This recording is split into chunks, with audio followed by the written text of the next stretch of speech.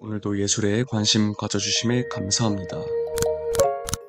최근 이런 뉴스를 보았습니다. 관객의 실수로 작품이 깨졌는데 그게 이슈가 되어 작품이 비싸졌다는 소식입니다. 정말 이 작품은 단지 이슈몰이에 의해 더 비싸진 게 맞을까요? 오늘 들을 이야기의 주제는 이 작품이 깨졌기에 비싸질 수밖에 없었음과 더불어 또 하나 크게 담론몰이를 하고 있는 이슈, AI 예술이 예술가의 자리를 대체한다입니다. 민감한 이슈이니만큼 조심스레 접근해보겠습니다. 제가 말하는 예술은 보자르, 즉 순수 예술을 말하는 것이며 단순히 기술이 필요한 그림 행위를 말하는 것이 아닙니다. 오늘 영상의 주인공인 제프 쿤스 씨나 앤디 워홀 씨, 심지어 한국의 조영남 씨도 실질적 기술 행위는 조수에게 맡겼습니다. 그렇다면 그 조수들도 예술가인가요? 저도 입시와 학사 과정을 거쳤고 그 기술 행위를 배우는데 막대한 돈과 시간을 투자한 만큼 여러분께 멋대로 면죄부를 받았다 치고 말씀드리겠습니다. 그들은 예술가가 아니라 기술자입니다.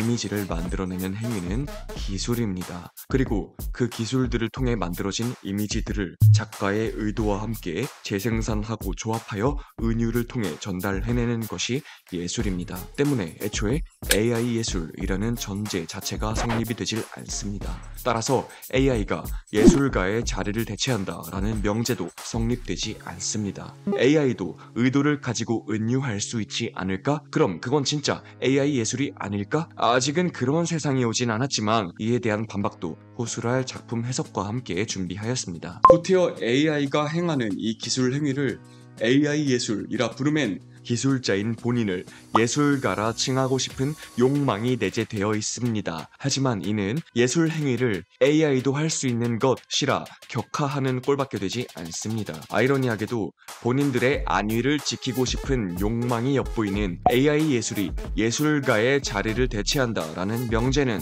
예술은 단순 기술 노동 행위이다와 같은 말이 되며 예술을 폄하하는 형편입니다. 이는 예술작품 관람가에게도 기술노동 행위 열심히 했으니 그냥 멋지게 보라며 강요하는 것과 같습니다. 왜 대중은 그들이 열심히 한 걸 봐야 하죠? 열심히 하는 거 보려면 근처 웨이팅 걸리는 식당, 주방 구경 가보세요. 진짜 쎄 빠지게들 하루 12시간씩 웍질에 설거지에 재료 손질에 오픈 청소, 마감 청소까지 하고 있습니다. 이 광경을 영상으로 전시해봅시다. 우린 왜 이걸 보고 있어야 하죠? 흔히 볼 수 있는 브이로그도 편집을 곁들여 관람객이 보기 편하게 재밌게 구성하지 않습니까? 사실 이는 누군가를 탓할 문제는 아닙니다. 그냥 변호게임이 잘못 구성되어졌기 때문에 생긴 일이죠. 기술로서의 예술을 소문자 알트로 부르고 순수 예술로서의 예술을 대문자 알트로 부른다는 걸 예술 전공자, 그것도 저같이 미학에 미쳐있는 사람이 아니고선 누가 구분하고 삽니까? 다만 이 이슈의 패단은 잘 모르는 대중들이 양쪽 예술이 같다고 생각하는 지점에서 생깁니다. 그리고 예술이란 단어가 너무도 익숙한 우리는 오히려 대문자 알트, 즉 순수 예술에 오히려 거리감을 느끼죠. 음악, 무용, 미술, 건축, 문학 등 우리가 친숙하게 느끼는 예술이라 불리우는 것들은 18세기 샤를 바떼라는 분에 의해 하나의 원리로 귀결되어 예술이라 불리기 시작했습니다. 당연히 지금은 300년이 넘게 흘렀으니 세부 장르들은 각자의 사회적 실용을 찾아갔죠. 우리가 너무나도 흔히 듣는 실용음악, 실용무용 등이 이에 대한 예시이며 건축은 아예 대부분 예술과 담을 쌓았죠. 즉 현재 AI 예술에게 자리를 빼앗겼다라고 주장하는 예술가는 실용을 찾아간 기술자들이며 애초에 그들은 예술가였던 적이 없습니다. 헌데 이런 의문이 있을 수 있습니다. 영화 시나리오도 AI가 써, 드라마 대본도 AI가 써. 이 정도면 진짜 위협적인 거 아니야? 애초에 전 상업 영화가 예술이라 생각한 적이 없습니다만 그래도 최선을 다해 반박해보겠습니다. 이 반박을 위해 오늘 가져온 작품 제프 쿤스의 멀룬덕입니다. 어김없이 찾아온 이미지 포착 시간입니다. 늦게라도 댓글 남겨주시는 거 전부 확인하고 있사오니 이미지 포착해보시고 커피 뜯어가세요. 가장 스스로의 힘으로 포착하신 것 같은 세 분께 기프티콘 드리겠습니다. 포착 들어가겠습니다. 1번 제목과 이미지 그대로의 풍선개입니다. 2번 작품을 만든 소재이자 질감 표현의 매개인 스테인레스 스틸입니다. 3번 바람이 가득 찬 풍선입니다. 이번 작품은 정말 감각을 예민하게 날세워 바라보아야겠습니다. 3번 이미지 풍선을 중점으로 먼저 설명드리겠습니다. 3번 이미지 바람이 가득 찬 풍선을 보면 어떤 감각이 드나요? 부느라 힘들었겠다, 공중에 잘 뜨겠다, 더 불거나 날카로운 거에 닿으면 터지겠다 등 여러 것들이 있습니다. 이 감각들은 관람객이 풍선을 대했던 주관적인 경험에 따라 우선순위가 바뀝니다. 당연히 작가는 관람객 주관의 우선순위에 휘둘리지 않게 하나의 감각을 특정해야겠죠. 이 중에 작가가 특정한 감각은 뭘까요? 이를 알기 위해선 다른 이미지를 보아야겠죠. 스테인레스 스틸입니다. 앞서 언급한 감각들 중에 스테인레스 스틸과 교집합을 가질 수 있는 감각은 무엇이 있죠? 애초에 스틸로 만들어진 개는 어떻게 보이나요? 손톱을 세워 쳐보면 쨍! 할 것 같은 단단함이 느껴지지 않나요? 스틸은 단단하다라는 속성의 반대 지점에 있는 터질 것 같음만이 교집합을 가질 수 있겠죠. 작가는 단단함이라는 대비 이미지를 마련하여 풍선의 터질 것 같은 속성을 특정하였습니다. 이 작품에서 풍선에는 시간성이란 또 다른 속성을 특정할 수 있습니다. 이는 1번 이미지 풍선 개와 엮으며 이야기해볼 수 있는데요.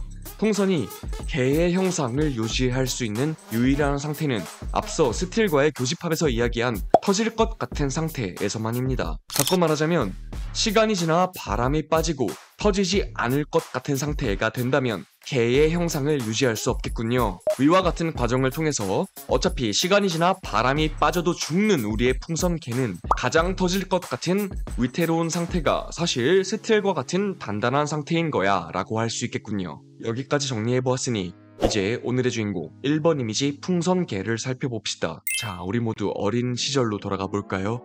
우리가 풍선 개를 접하는 상황은 어떤 상황이죠? 저는 초등학교 축제와 같은 즐거운 날에 멋진 어른들이 만들어주던 경험이 떠오릅니다. 어떻게 이런 멋진 것을 만들어주지 하는 경외감과 더불어 제 눈높이에 맞춰 이 선물을 나눠주는 어른의 모습에서 즐거움을 느꼈습니다. 작가는 풍선개라는 이미지를 통해 즐거움이란 감각을 특정하고 싶었군요. 다시 위 레이어와 엮어 말해보자면 바람이 가득 차 있기 때문에 가장 터질 것 같은 위태로운 상태가 사실 가장 단단히 형태를 지니고 있는 상태이다. 그런데 이것이 즐겁다라고 이야기하네요. 작가는 위태로운 상태를 즐겁다며 긍정하였습니다. 이 근거는 한 가지 더 있습니다. 다시 어린 시절로 돌아갑니다. 우린 아직 풍선개를 처음 접하는 순간만을 이야기했죠. 그렇게 건네받은 풍선개를 우린 어떻게 대하죠? 이것이 쉽게 터질 걸 알고 시간이 지나면 바람이 빠질 걸 알기에 소중히 다루게 되지 않나요? 정리해볼까요? 가장 위태로운 상태가 가장 단단하면 그것은 즐겁고 소중하다. 삶은 위태로운 상태로만 존재하기에 소중하고 즐겁다와 같이 귀결되지 않나요? 그리고 맨 처음 다룬 뉴스에서 작품이 깨졌음이 이슈된 것은 죽음은 실제한다 라는 은유 레이어가 추가됨을 말하게 되지 않나요? 제프 쿤스 씨는 이렇게 말하는 것만 같습니다.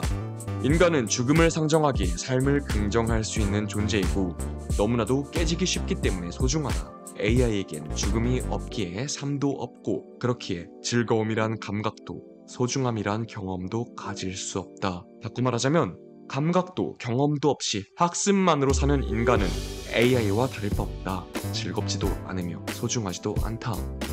어떤가요? AI가 인간은 어떨 때 즐거움을 느끼는지, 어떤 대상과 함께 어떤 경험을 공유하는지를 빅데이터를 통해 학습할 수는 있을지도 모르겠습니다만 그것을 온유하며 인간과 함께 감각하는 존재가 됨에 참지 못하고 이런 예술 작품을 만들어 버린다면 저는 그것을 AI가 아니라 인간이라 불러야 할지도 모르겠습니다. 경험과 감각 그리고 이를 아우르는 상상력 없이 명분 붙이기로 유지되는 지금의 한국 예술 시장은 풍선개를 마주하는 것과 같은 미적 쾌감을 전달하지도 못하는 형편입니다.